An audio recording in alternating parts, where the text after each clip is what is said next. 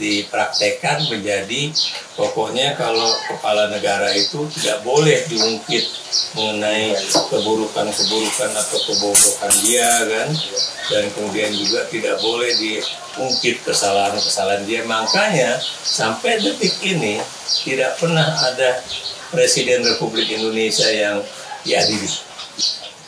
Jokowi ini kalau bisa diadili gitu kan, walaupun tidak harus diimpeach ya, tapi paling tidak dia dihukum ya atas perbuatan-perbuatannya itu yang menjungkir balikan demokrasi.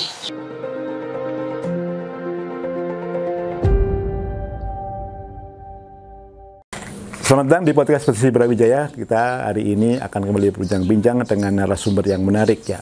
Tamu kita hari ini adalah Profesor Ikrar Nusabakti. Beliau ini adalah mantan peneliti di Lembaga Ilmu Pengetahuan Indonesia dan juga mantan Duta Besar Indonesia di Tunisia. Nah, meskipun usia beliau sudah di atas 65 tahun, tapi beliau itu masih punya semangat untuk terus memberikan gagasan-gagasan kritis untuk generasi kita pada hari ini.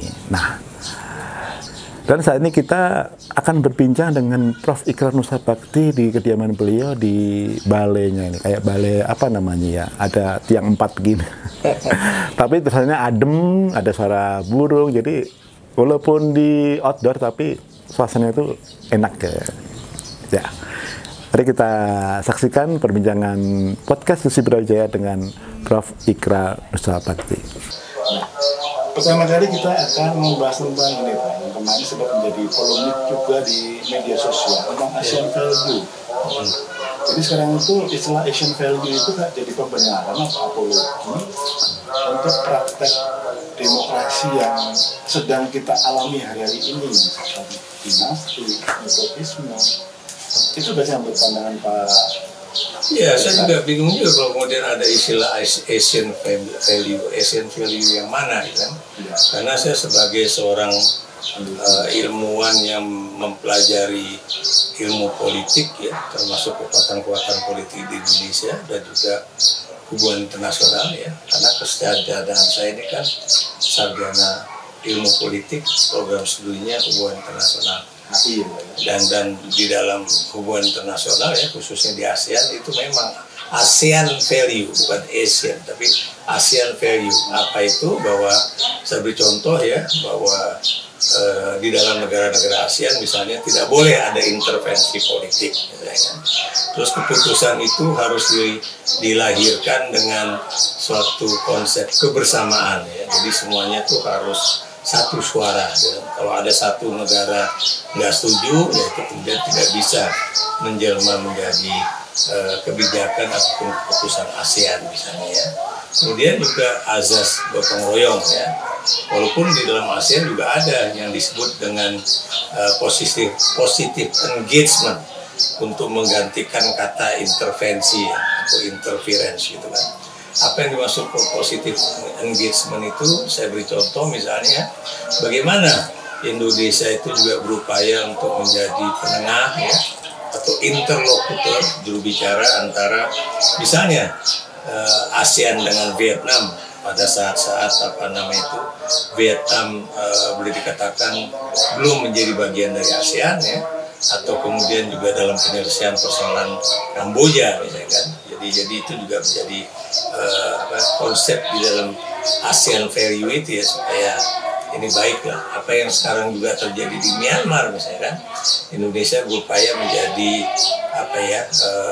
melakukan positive engagement ya, atau keterkaitan yang positif ya dalam persoalan yang ada di Myanmar gitu kan. Karena kita tahu kan di Myanmar masih ada problem politik ya, baik itu konflik internal yang berkepanjangan ya, dari sisi antara tentara dengan kelompok-kelompok dan pemberontak di berbagai wilayah Myanmar itu ya, atau kemudian dalam kaitannya antara militer dengan kelompok sipil ya, atau Aung San Suu Kyi dengan komandan-komandan tentara lah gitu. Itulah Asian value. Tapi kalau dalam konteks, dalam arti kata dalam sejarah Asia Tenggara ya, kalau Anda baca bukunya D.G. Hall ya, mengenai the history of Southeast Asia, itu memang ada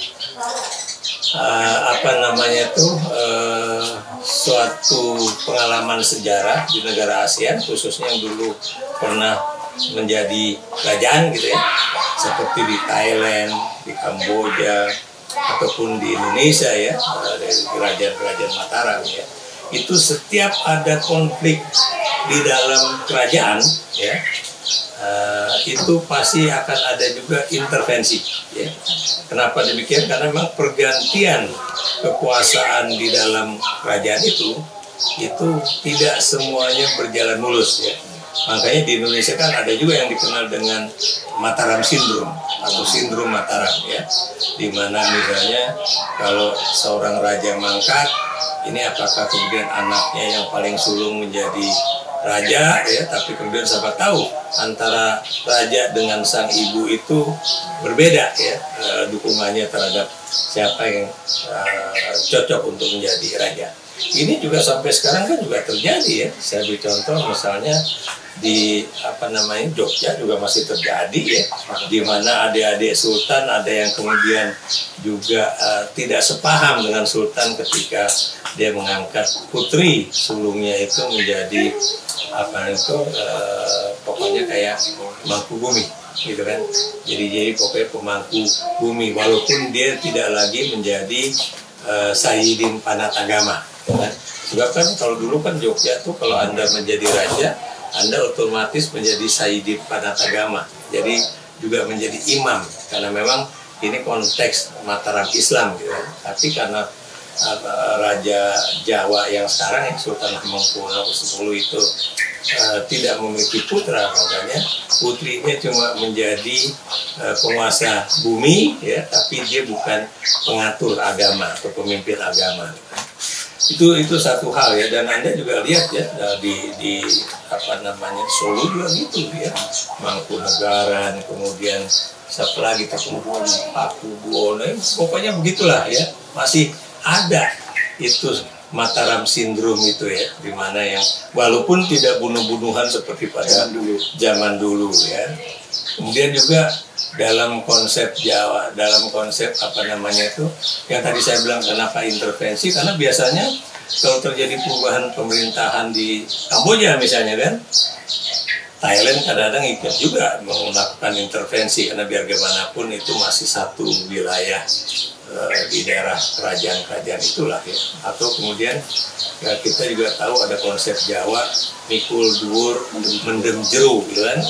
Walaupun konsep itu sebetulnya baik, kenapa demikian? Karena kita harus menjaga misalnya nama baik seorang ayah gitu kan, dan kemudian kita harus menutupi apa aja kekurangan-kekurangan ayah gitu kan. Dalam konsepnya kemudian dinaikkan menjadi pemimpin kan. Nah ini yang kemudian secara negatif dipraktekkan menjadi pokoknya kalau kepala negara itu tidak boleh diungkit mengenai keburukan-keburukan atau kebobrokan dia kan, dan kemudian juga tidak boleh diungkit kesalahan-kesalahan dia. Makanya sampai detik ini tidak pernah ada Presiden Republik Indonesia yang diadili ya. Termasuk Bung Karno, walaupun Bung Karno itu dijatuhkan oleh MPRS ya, melalui sidang sidang istimewa MPRS yang kemudian walaupun Presiden Soekarno juga mempertahankan diri dengan nawaksara dia ya, atau 9 pasal dia itu ya, tapi tetap aja MPRS tidak menerima 2 kali pidato Bung Karno, karena memang tujuannya memang beda. Karena tujuannya memang pada saat itu memang MPRS itu ingin menjatuhkan Bung Karno secara konstitusional kan gitu kan. Jadi itu yang terjadi ya. Sampai sekarang Pak Harto waktu ribut-ribut mengenai apakah Pak Harto itu perlu diadili atau tidak ya, itu kan Anda masih ingat ya, bagaimana waktu itu Jaksa Agung Andi Galip kemudian bertelepon dengan Presiden B.J. Habibie ya, mengenai persoalan itu ya, pokoknya nanti kita ini karena biar rakyat senang, ataunya telepon itu tersebar ya, betul. Karena itu disadap dan kemudian disebarluaskan benar-benar live itu ya, kayak live gitulah gitu. Atau Anda juga lihat bagaimana yang kejadian dengan Gus Dur misalnya kan. Gus Dur kan juga gitu ya, maksud saya Gus Dur itu dianggap misalnya telah membubarkan parlemen, makanya kemudian diimpeach ya. Kemudian katanya dia juga terkait dengan Brunei Gate macam-macam gitu ya, tapi tidak pernah dilakukan pengadilan terhadap Gus Dur ya. Nah makanya ya ketika terjadi suatu gonjang-ganjing politik hasil dari apa istilahnya itu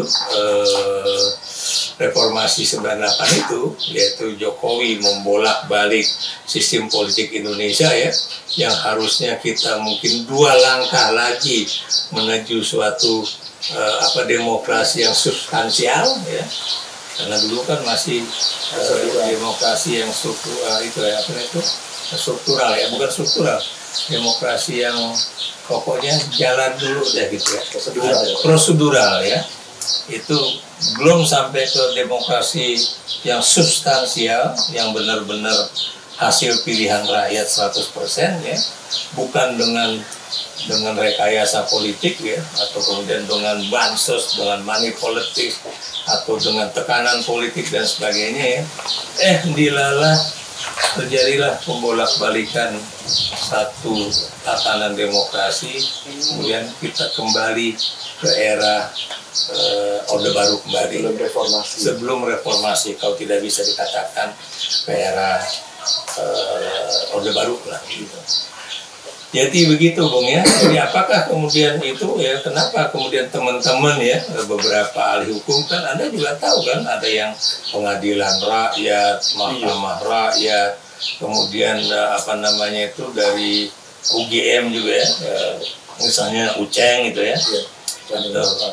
Kenapa? Zainal ya, Zainal Arifin Mokhtar ya. Itu juga mengusulkan supaya Jokowi ini kalau bisa diadili gitu kan, walaupun tidak harus diimpeach ya, tapi paling tidak dia dihukum ya atas perbuatan-perbuatannya itu yang menjungkir balikan demokrasi kan. Termasuk juga dari teman-teman ya, Anda tahu lah ya, yang teman-teman sarjana hukum ya, bukan dari UGM aja, tapi dari beberapa kampus juga, termasuk dari UI, termasuk juga Bivitri Susanti yang dari suatu perguruan tinggi hukum ya, macam-macam lah ya, termasuk teman saya ya, mantan ketua KPK Abraham Samad ya, yang juga tidak jarang mengatakan kayaknya perlu nih supaya Jokowi itu mungkin presiden pertama yang harus mengalami proses pengadilan ya. Lagi-lagi bukan tujuan untuk mengimpeach atau menjatuhkan ya, tapi tujuan untuk kemudian mengingatkan kepada kembali pada rakyat ya, bahwa di bawah pemerintahan Jokowi ini yang 10 tahun ya, yang akan berakhir dalam 2,5 bulan ke depan ya, atau mungkin buat saya ya 2,5 bulan kurang ya, itu kemudian sudah akan berakhir, dan kemudian mengingatkan bahwa ada yang salah yang telah dilakukan oleh Jokowi. Bagaimana dia menjungkir balikan ya institusi-institusi yang dulu dibangun oleh para politisi ya, baik itu melalui amandemen konstitusi yang sampai 4 kali itu, atau pembentukan KPK, pembentukan Mahkamah Konstitusi, atau juga kemudian lain-lain institusi yang boleh dikatakan sebagai penunjang berjalannya reformasi secara baik ya. Dan Anda jangan lupa ya, kenapa KPK itu didirikan, itu kan juga gara-gara institusi kepolisian dan juga kejaksaan tidak dapat diharapkan untuk menjalankan pembasmian korupsi secara baik. Makanya waktu itu KPK yang pertama kali dia belajar itu kepada Hong Kong ya. Karena Anda ingat ya, KPK Hong Kong itu sasaran pertama yang mereka berantas itu adalah kepolisian.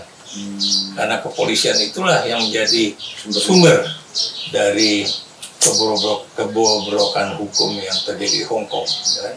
Dan Anda juga tahu ya, pada saat itu ya, awal-awal pendirian KPK kan tidak jarang terjadi konflik antara polisi dengan KPK ya. Bahkan sampai detik ini juga ya, masih ada. Maksud saya, Firly itu ada orang kepolisian ya, kemudian menjadi ketua KPK, dan kemudian dia dinyatakan bersalah gitu kan, atau diduga bersalah, ya makanya kemudian dimundurkan dari KPK. Tapi sampai detik ini Firly itu tuh belum menjadi tahanan, gitu kan? Jadi itulah yang terjadi. Sebelumnya itu kan Anda tahu ada yang istilahnya cicak melawan buaya, gitu kan? Cicaknya itu KPK ya, sementara buayanya itu polisi ya, kalau masih Anda ingat ya. Jadi itulah yang terjadi, dan Anda juga tahu ya bahwa sebetulnya perjalanan Jokowi mengobrak-abrik demokrasi di negeri ini bukan pada term kedua ya, 2019 sampai 2024 ini ya. Tapi kalau Anda lihat dari pernyataan mantan ketua KPK Agus Raharjo ya, bahwa itu sudah dilakukan Jokowi pada 2017 ya. Kasus apa itu? Ketika kasus Setia Novanto ya. Kasus Setia Novanto yang waktu itu disidik oleh KPK, dan surat perintah penyidikan itu sudah dikeluarkan oleh KPK ya. Dan Anda tahu pada saat itu ya, kalau sekali sprindik itu dikeluarkan, nggak ada cerita itu kemudian dibatalkan ya, seperti yang terjadi di polisi ya gitu kan. Jadi makanya ketika Pak Jokowi katanya teriak hentikan kan, Pak Agus bilang nggak bisa dihentikan. Kenapa? Karena ini udah dikeluarkan surat sprindiknya, dan kemudian ini juga udah berjalan. Dan rupanya Pak Jokowi juga nggak ngerti apa itu sprindik, makanya dia nanya pada Menteri Sekretaris Negara ya, Mas Pratikno itu, apa itu sprindik? Sprindik itu surat perintah penyidikan. Dan Anda tahu, gara-gara itu pula kemudian terjadi perubahan undang-undang KPK atau revisi undang-undang KPK pada 2019 yang kemudian boleh dikatakan menurunkan derajat independensi dari KPK. Dan kalau dalam kasus Mahkamah Konstitusi, Anda tahu lah ya, terlepas dari teman-teman pendukung Jokowi atau teman-teman pendukung Prabowo Gibran mengatakan hasil dari Mahkamah Konstitusi tidak ada satupun yang terbukti ya, itu presiden cawe-cawe atau kemudian menggunakan dana bansos dan sebagainya ya. Tapi Anda juga tahu Mahkamah Kehormatan Mahkamah Konstitusi atau MKMK itu kan mengeluarkan putusan. Salah satunya itu adalah memberikan sanksi berat ya. Kenapa demikian? Karena ketua Mahkamah Konstitusi pada saat itu melakukan pelanggaran berat etik, bukan pelanggaran etik berat ya, tapi pelanggaran berat etik ya. Maksudnya di sini bahwa kalau dia seorang hakim, kan ini ketua Mahkamah Konstitusi pada saat itu mengatakan, saya dalam perjalanan saya nggak pernah melanggar hukum, saya nggak pernah begini ya. Tapi kalau dia benar-benar seorang boleh dikatakan penjaga hukum di Republik ini yang profesional, harusnya dia tahu bahwa urusan revisi undang-undang pemilu itu harusnya dijalankan oleh DPR dan pemerintah, karena ini adalah open legal policy, ya kan? Dan itu tahu ketua Mahkamah Konstitusi Anwar Usman pada saat itu. Tapi kenapa nggak lakukan itu? Malah dia kemudian mengajak hakim konstitusi yang lain supaya mengubah sikapnya yang tadinya 6-3 ya, 6 mengatakan tidak dan 3 yang mengatakan iya, malah kemudian terbalik jadi 4-5 gitu kan. yang 4 yang apa namanya itu tidak boleh apa namanya itu undang-undang itu diperbaiki oleh MK karena MK tidak punya yurisdiksi untuk melakukan itu. Jadi itu yang terjadi. Kemudian sekarang juga ya misalnya Mahkamah Agung nyatakan tiba-tiba padahal Mahkamah Agung itu cuma boleh mengubah yang terkait yang memang dinyatakan oleh Mahkamah Agung itu ya soal pelantikan dan sebagainya. Tapi kalau soal batas usia itu adalah yang menentukan siapa? DPR bersama KPU. Tapi sekarang digugat di MK juga Pak itu. Ya nanti kita lihat lagi. Kalau mudah-mudahan itu bisa benar ya. Dan yang lucunya gugat adiknya yang gugat dulu. Oh adiknya si Ketua Maki itu. Anaknya. Iya anaknya Ketua Maki itu. Iya. Nanti kita lihat aja. Kayak perseruan keluarga jadinya. Ya asal itu beneran ya asal jangan itu kayak sebuah seri drakor ya drama Korea gitu kan. Tapi ironis ya Pak ya, justru Pak Jokowi ini kan lahir dari reformasi. Justru sekarang dia membalikkan keadaan itu menjadi seperti sebelum reformasi Orde Baru gitu. Jadi ini juga pelajaran bagi kita semua rakyat Indonesia ya, termasuk yang akan menjadi pendukung apa ya calon-calon baik itu presiden, wakil presiden ataupun kepala-kepala daerah ya. Tadinya kan kita cuma take it for granted aja bahwa Jokowi itu berasal dari wong Cile gitu kan. Dia cuma seorang apa namanya itu pengusaha mebel gitu kan.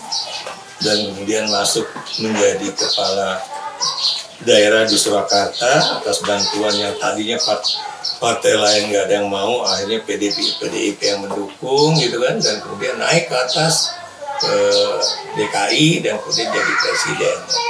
Tapi kita cuma melihat Jokowi adalah kita. Dia kemudian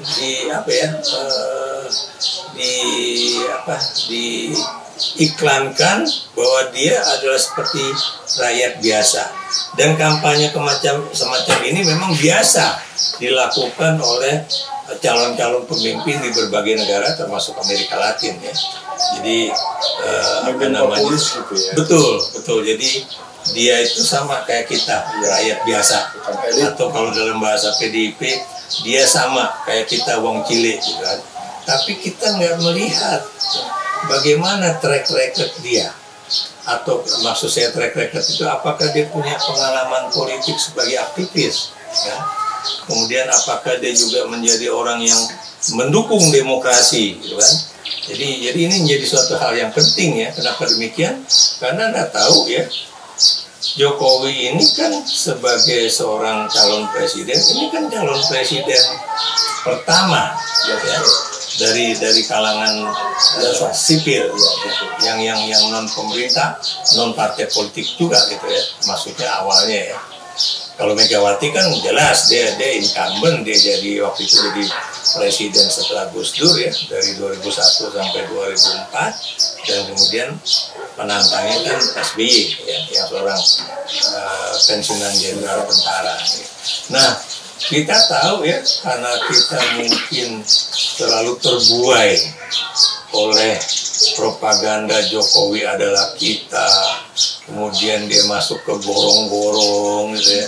Kalau Anda masih ingat ya, kemudian ketika terjadi apa istilahnya itu banjir besar di Jakarta ya tahun 2014 kalau nggak salah ya, 2012 ya, itu yang saya ingat banget ya. Waktu itu saya ada di Hotel Mandarin karena saat itu menjadi anggota dari join apa namanya itu selection team bersama teman-teman Australia untuk menyeleksi calon-calon penerima beasiswa Australia.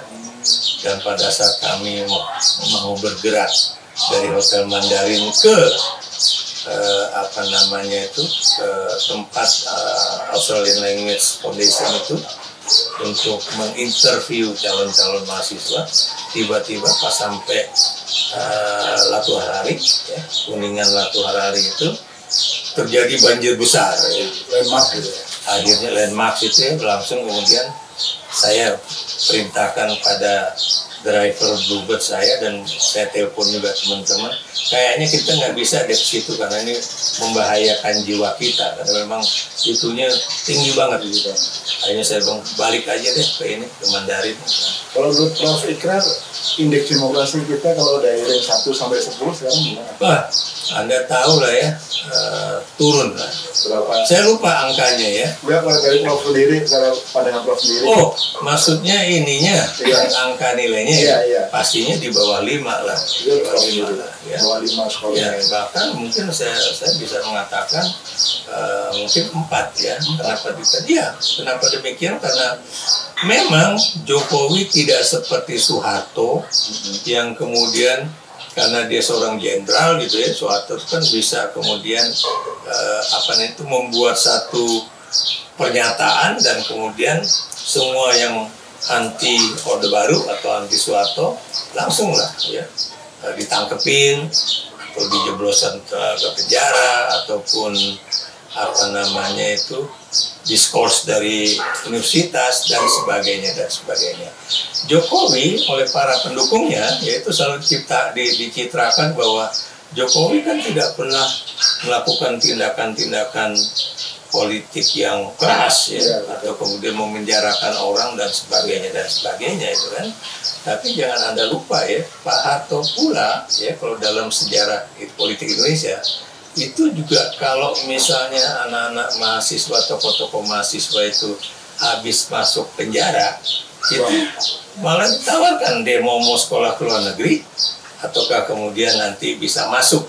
Ya termasuk juga dulu bos kami di LIPI, Lukman Hakim ya, itu kan tokoh dalam gerakan mahasiswa 78 ya, atau kemudian yang jadi menteri sekretaris kabinet ya, Mas Diko Alam ya, itu kan juga aktivis 78 gitu kan. Artinya dia tidak disingkirkan kemudian oh jangan ini nih mantan demonstran ya, bisa masuk ke dalam pemerintahan. Atau kalau Anda lihat misalnya ya, orang-orang yang dulu masuk ke dalam GDUI itu grup diskusi Universitas Indonesia ya, yang sering melakukan diskusi di kampus UI Salemba, yang sebagian besar memang berkonotasi orang-orang PSI dulu lah, maksudnya Partai Sosialis Indonesia ya, termasuk Doro Jatun Kunchoro-Yakti atau kemudian guru saya Yono Sudarsono ya, karena itu kan punya garis ayah mereka itu kan aktivis PSI zaman kemerdekaan sampai tahun 60-an ya. Itu Anda lihat ya, disekolahkan ke luar negeri ke Harvard ya. Anda lihat aja siapa aja lah ya, pokoknya semuanya akhirnya pulang dengan kesarjanaan yang baru. Nah kalau mereka misalnya nggak mau keluar negeri, Akbar Tanjung jadi Menteri Kabinet, Kosmas Batubara jadi Menteri Kabinet. Kalau versi Jokowi gimana? Kalau Pak versi Jokowi? Ya kalau Anda lihat ya apakah kemudian anak-anak mahasiswa itu juga mendapatkan privilege semacam itu? Enggak juga, kan? Enggak juga.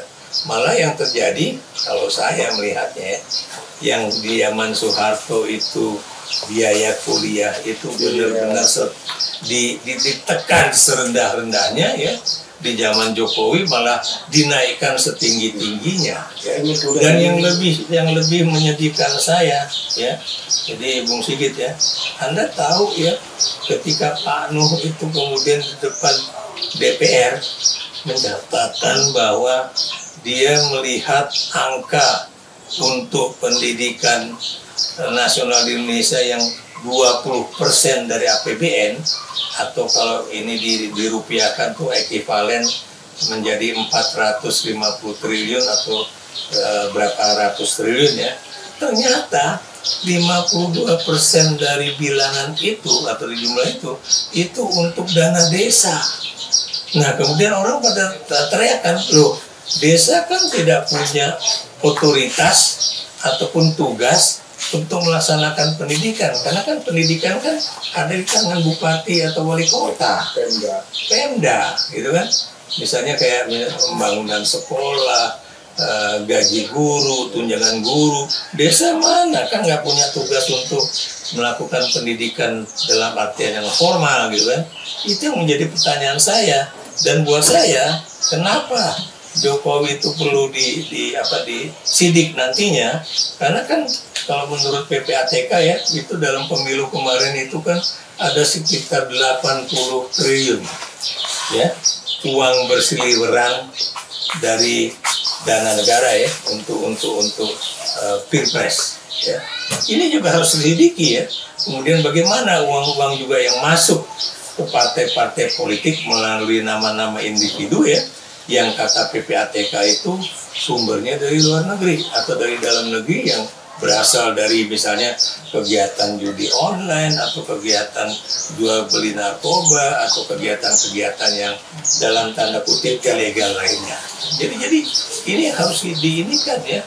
Jangan kemudian cuma berhenti pada kalimat Sri Mulyani bahwa anggaran bansosnya presiden itu bukan dari anggaran bansos yang ditangani Kementerian Sosial misalnya kan, tapi itu dari dana kepresidenan. Padahal di mata saya, mau itu dananya ada di Kementerian Sosial atau di dana banpres ya, sama kan sumbernya APBN juga gitu loh, bukan dana dari langit atau bukan dana dari para konglomerat gitu kan. Dan kalau memang itu dana dari konglomerat, harus dibuka dong, transparan dong.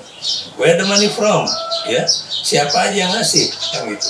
Ini untuk apa nih, menjadikan negara kita ini benar-benar setransparan mungkin supaya sesuai dengan yang namanya demokrasi itu ya.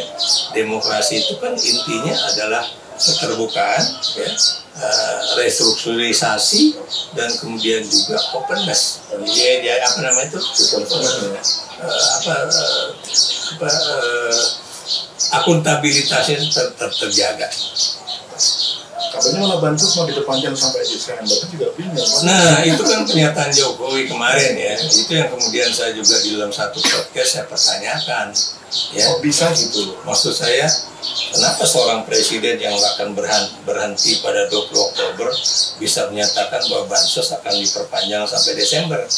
Maksud saya, apakah dia juga masih merasa bahwa sampai Desember dia masih memiliki authority untuk itu? Kan enggak, bukan?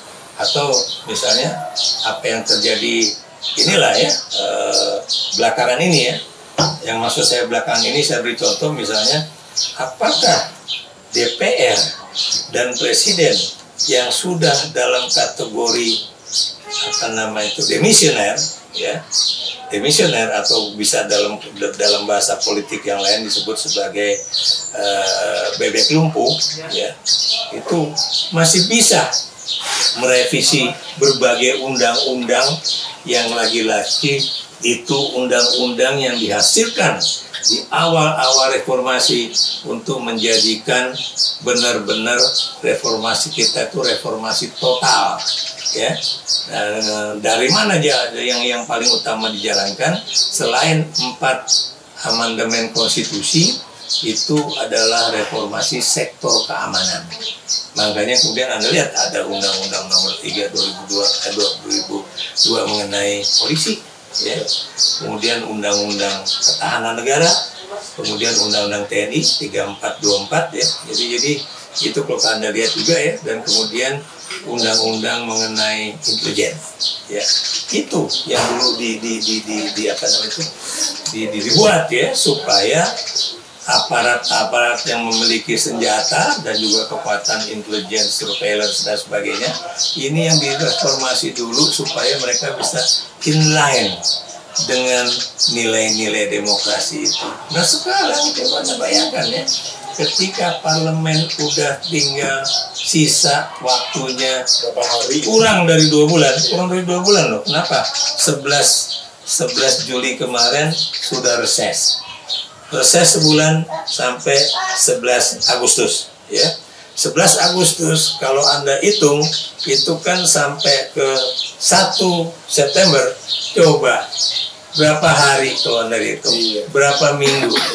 Apakah pada 1 Oktober ya, itu apa namanya itu, ketika ada pelantikan anggota DPR baru itu semuanya selesai. Padahal Anda lihat ya, yang menjadi apakah itu usulan DPR atau enggak ya, itu kan berapa sih Pak? Revisi Undang-Undang MK. Tadinya ada revisi Undang-Undang Penyiaran, walaupun ini dicabut ya. Revisi Undang-Undang Kepolisian Negara Republik Indonesia. Revisi Undang-Undang TNI. Revisi lagi undang-undang yang tadinya dinyatakan sebagai one team press akan diganti lagi menjadi DPA. Padahal Anda tahu ya, payung hukumnya di dalam Undang-Undang Dasar 45 itu udah dihapus. DPR udah dihapus ya? DPR udah dihapus ya. Masuk menjadi pasal berapa tuh kalau nggak salah 16 lah ya. Jadi menunjukkan lembaga tinggi negara yang lama hidupin lagi. Ya, dan kalau kemudian Yusril bilang bahwa ini bisa aja kan cuma ganti namanya. Nah saya tanya payung hukumnya mana? Kalau kemudian DPA itu udah nggak ada di Undang-Undang Dasar, bukan mustahil kalau ini nanti digolkan, believe it or not, akan banyak yang akan mengajukan apa yang disebut dengan judicial review, ya, akan banyak ya.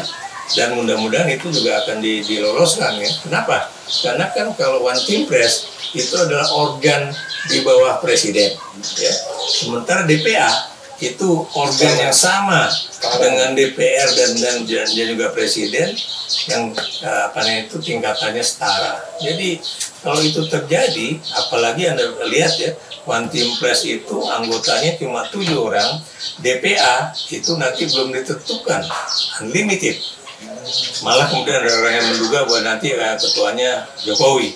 Walaupun Jokowi berapa hari yang lalu menyatakan bahwa saya nggak akan mau menjadi anggota, apalagi ketua DPA, saya mau pulang ke Solo. Pertanyaannya, apakah orang percaya sama pernyataan dia atau kata-kata yang keluar dari mulutnya? Ataukah orang kemudian berdasarkan pengalaman tidak ada pernyataan-pernyataan Jokowi yang terkait dengan anaknya yang kemudian menjadi kenyataan atau sejalan dengan ucapan dia. Saya beri contoh, ketika Gibran ribut-ribut mau diajukan menjadi cawapres ya, Jokowi dengan berapi-api pada awal-awal 2023 ya, atau tepatnya bulan Maret atau April. Lebaran waktu itu ya. Ya, itu berarti kan cuma ngomong apa nggak mungkin dia baru 2 tahun jadi wali kota, pengalaman politiknya nggak kuat, usianya juga belum memenuhi syarat, benar nggak? Tiba-tiba ya, walaupun misalnya Mahkamah Konstitusi tidak pernah terbukti, tapi saya yakin ada cawe-cawe ya. Kenapa? Karena biar gimana pun itu Anwar Usman itu adikannya. Dan saya harus membuat suatu pernyataan secara tulus ya. Ketika teman-teman dulu menentang atau mengkritik atau memaki-maki atau membuat pernyataan-pernyataan negatif ketika Pak Anwar Usman itu akan menikah dengan adiknya Pak Jokowi, saya bilang, lo kok pada bawel banget sih gitu kan? Emang kenapa kalau dia nikah? Ini kan urusan pribadi gitu. Waktu itu dia bilang, masih kalau nggak tahu, ini bukan urusan pribadi, ini urusan politik nih. Nah, tapi apa sih yang akan ditakutkan dari akan terjadinya pernikahan itu? Karena saya bilang Jokowi kan udah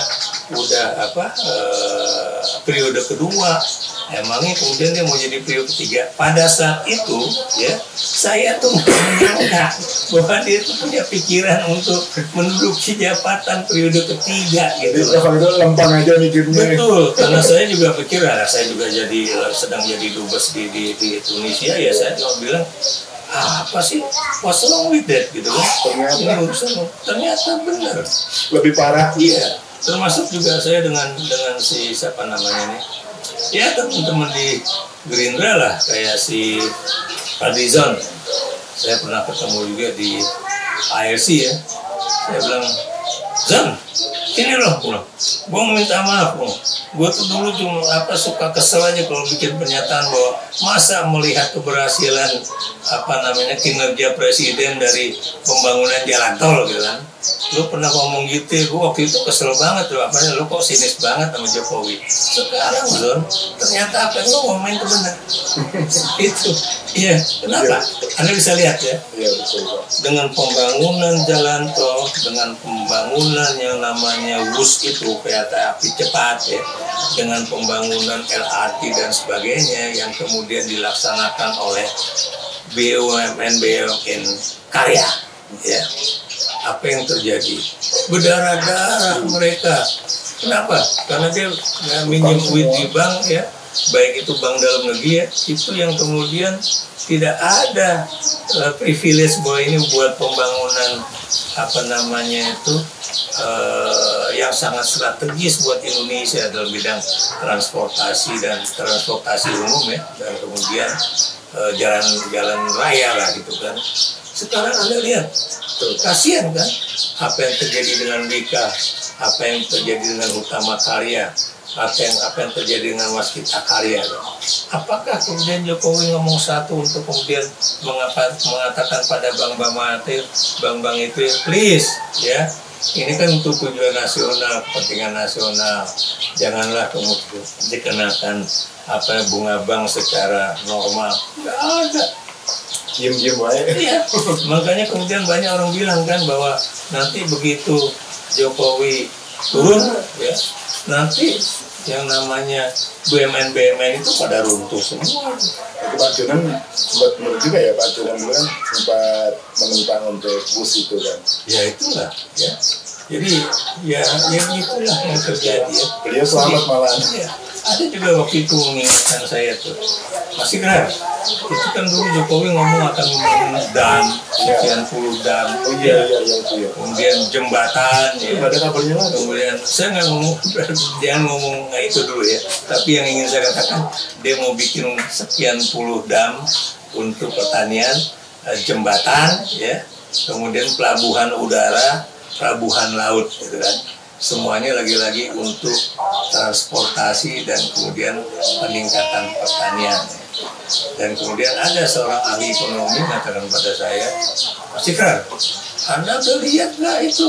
Dan itu kan pembangunan yang begitu cepat ya, itu kan menjadikan kualitas pembangunan itu tidak sesuai standar. Atau kalau Anda lihat aja nih apa yang terjadi sekarang dengan jalan tol jalan layang tol itu ya,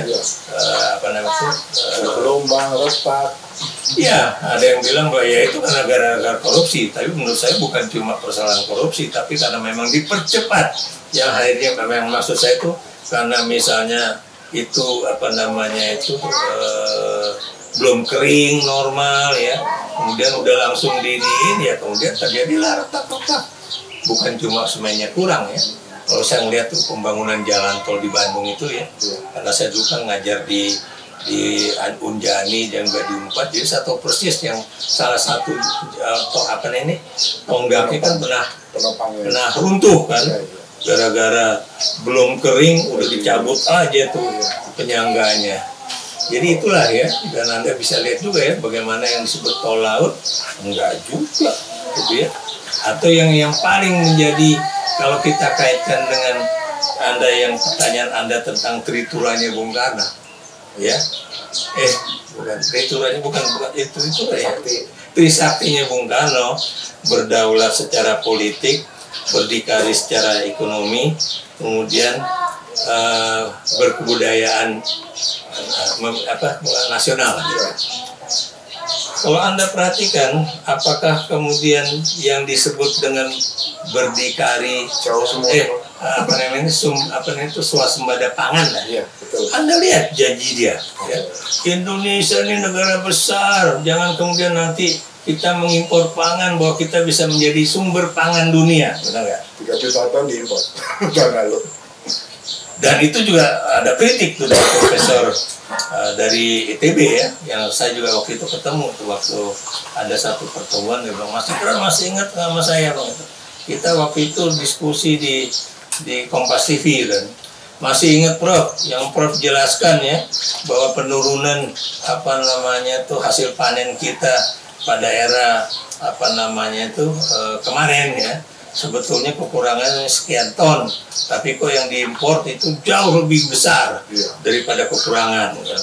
Akhirnya Prof baru menyatakan kan bahwa itu rupanya beras-beras itu dipakai untuk bansos ya. Dan Anda juga tahu kan, habis itu orang kekurangan beras ya, beras yang premium itu langka, kemudian makanya kemudian harga beras melambung tinggi ya. Bansos banyak, premium nggak ada. Nah itulah ya. Jadi kemudian kalau Anda lihat ya, makanya seorang teman yang dulu juga bekerja di Bank Indonesia ya, ini senior ya, kemudian menjadi teman saya lah dalam berdiskusi. Dia sampai bilang ya, dia juga dulu pendukung Jokowi juga. Dia bilang, Mas Ikrar ya, itu Pak Jokowi itu apa namanya short gain ya. Jadi dapat pada jangka pendek ya, tapi kemudian sengsara dalam jangka panjang. Yang dia maksud itu adalah rakyat itu ya ditipu pada saat pemilu melalui bantuan bansos. Kalau Anda lihat aja medsosnya ya, bagaimana senang, terima kasih Pak Jokowi dikasih amplop, terima kasih Pak Jokowi, diperlihatkan itu foto-foto dia dapat beras 20 kilo atau 10 kilo gitu kan. Terima kasih Pak Jokowi. Nggak taunya habis itu Anda bisa lihat beras langka, harga-harga melambung tinggi gitu kan. Kemudian Julhas juga ngomong itu harusnya peternak ayam itu mendapatkan juga return yang baik dong. Jadi kalau harga ayam naik ya jangan kemudian disedihkan. Dia nggak tahu, dia ngukur dari diri sendiri sebagai menteri. Tapi bagaimana rakyat kecil ini? Anda lihat bagaimana hari ini orang ribut mengenai perubahan subsidi BBM. Bukan, perubahan subsidi pupuk. Yang katanya yang tadinya itu melalui kemudian melalui kalau nggak salah bantuan langsung. Saya juga nggak tahu apakah itu dalam bentuk uang atau dalam bentuk apa. Tapi kalau Anda perhatikan, kalau memang Jokowi itu benar-benar menghargai jerih payah petani seperti yang dilakukan oleh Bung Karno dengan Marhen ya, Pak Marhen di Jawa Barat itu ya, yang orang petani miskin tapi dia punya peralatan ya. Kalau Anda lihat lahirnya Marhenisme itu ya, Anda bisa lihat ya, harusnya Jokowi juga punya ini dong, punya apa namanya itu, concern gitu ya. Concern ya, punya simpati ya, keberpihakan gitu. Keberpihakan kepada para petani. Ini enggak. Anda lihat ya, ketika kemarin produksi pupuk kata Indonesia melimpah, makanya kita ekspor ke berbagai negara ya, termasuk negara-negara yang menghasilkan beras yang kemudian diimpor oleh Indonesia. Ironis itu. Nah itu kan ironis. Berarti siapa yang disubsidi sama Jokowi? Ya? Petani luar dong. Ya? Dan ini sekarang Luhut juga punya gagasan pula ya, yang hektar sawah yang kerjasama sama Cina. Pertanyaan saya, kenapa nggak lo petani Indonesia aja, atau dalam itu ya, pembangunan PIK dan BSD yang kemudian ini dijadikan proyek strategis nasional yang dapat 20T untuk pembangunan prasarana jalan gitu kan. Anda bisa bayangkan ya, yang saya tonton dari sebuah medsos ya, dari teman saya yang dulu kalau saya di LIPI, dia di BPPT ya, dia memperlihatkan ini, lihat ya, Pantai Indah Kapuk sampai ke dari jalan PIK 1, PIK 2 ya, bahkan sampai ke Mau Tangerang kalau nggak salah kita. Sudah ke sana, Pak? Iya. Anda bisa lihat ini tanah bukan tanah subur, tapi tanah produktif yang yang masih ditanami padi. Iya. Ya, untuk pertanian. Ya. Pertanyaan saya, kalau itu kemudian mau dijual kepada investor, ya, jadi jadi pada investor dengan harga yang auzubillah min zalik ya, belinya cuma 30-50 ribu, kemudian dia akan jual dengan harga 5 juta apa itu ya, itulah ya. Maksud saya, Mbok ya kalau udah namanya pertanian itu tanah yang benar-benar subur produktif untuk padi atau jagung dan sebagainya, jangan kemudian dijadikan perumahan gitu loh. Tadi perbincangan kita podcast Bersih Brawijaya dengan Prof. Ikra Nusa Bakti. Banyak hal yang bisa kita serap dan kita pelajari. Semoga apa yang kita bicarakan pada sore hari ini bisa memberikan pandangan yang lain atau POV yang lain. Bagaimana kita menyikapi kehidupan bangsa kita pada hari ini, terutama di bidang sosial, politik, dan budaya.